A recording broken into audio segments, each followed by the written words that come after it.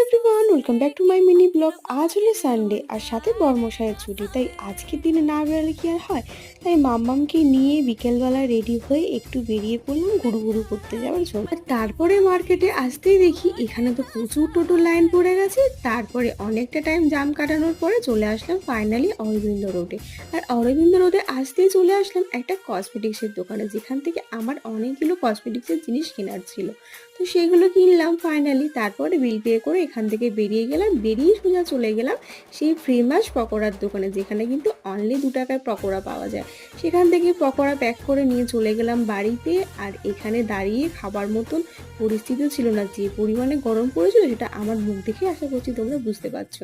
তারপরে পকোড়া প্যাক করে নিয়ে চলে আসলাম বাড়িতে। বাড়ি এসে গাছের পাকা আম আর সাথে এই পকোড়া, সেটা খেয়ে কিন্তু আজকের সন্ধ্যাটা আমরা সবাই মিলে কাটালাম। তারপর মামাকে ঘুম পাড়িয়ে দিলাম। তো চলো আজকে সন্ধ্যা এটুকুই, বাই।